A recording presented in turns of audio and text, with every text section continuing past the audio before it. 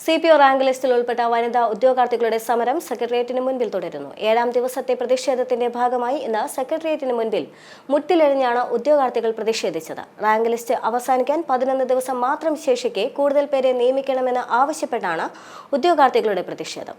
പല കടമ്പകൾ താണ്ടി റാങ്ക് ലിസ്റ്റിൽ ഉൾപ്പെട്ടവർ, പോലീസാകാൻ ആഗ്രഹിച്ചവർ. എന്നാൽ ഇന്നത്തെ ഇവരുടെ അവസ്ഥ ഇതാണ്.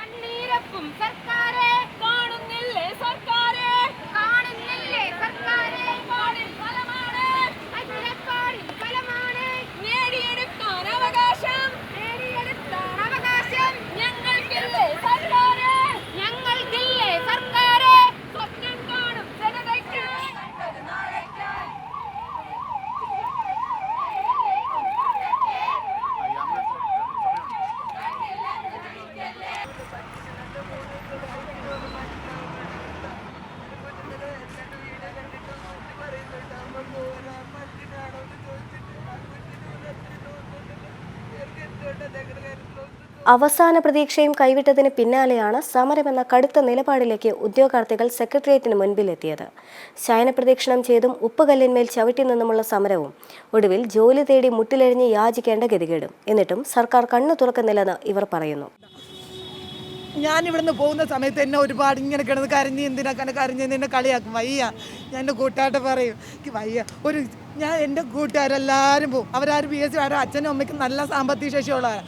അവർ പോയിരിക്കുന്ന സമയത്ത് ഒരു കല്യാണം വിളിച്ച് ഇല്ല കേൾക്കണം, എല്ലാവരും കേൾക്കണം, എൻ്റെ അവസ്ഥ എല്ലാവരും കേൾക്കണം. ഒരു കല്യാണത്തിന് ഞാൻ പോവില്ല, അവരോടൊപ്പം ഞാൻ പോവില്ല. നല്ലൊരു ഡ്രസ്സ് ഇടാനില്ല, നല്ലൊരു പോവില്ല. കാരണം ഞാൻ അപ്പോഴും മനസ്സിൽ വിചാരിച്ചിരിക്കുന്ന കാര്യം, സലീന നീ പഠിച്ച് നിനക്കൊരു ജോലി കിട്ടി, നീ എല്ലാവരെയും സഹായിക്കണം. എൻ്റെ കയ്യിലൊരു 100 രൂപ ഉണ്ടായി ആര് വന്ന് ചോദിച്ചാലും ഞാൻ കൊടുക്കും. പക്ഷേ എനിക്ക് മാത്രം തരാൻ ആളില്ല.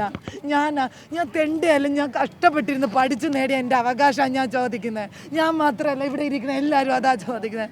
വയ്യ, ഇനി ഇതെല്ലാം കണ്ട് എൻ്റെ ഉമ്മ വിളിക്കും, മക്കളെ നീ നമുക്ക് വേണ്ട, മക്കളെ വേണ്ട, വാന്ന് വിളിക്കും. അങ്ങനെ വിളിച്ചുകൊണ്ടിരിക്കുക പലരെയും. വയ്യ എനിക്ക്. എൻ്റെ ഉമ്മ ഇടയ്ക്കിടയ്ക്ക് വിളിക്കും, മക്കളെ എന്തരായി, അവർ വിളിച്ചോ?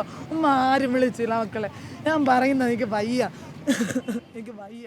മെയിൻ ലിസ്റ്റിൽ 674, സപ്ലിമെന്ററി ലിസ്റ്റിൽ 293 എന്നിങ്ങനെ 967 പേരാണ് റാങ്ക് ലിസ്റ്റിൽ ഇടം പിടിച്ചിട്ടുള്ളത്.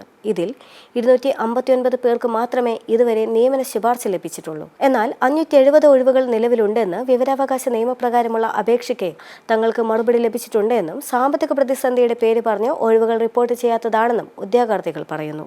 ദൃശ്യ M5 ന്യൂസ്, തിരുവനന്തപുരം.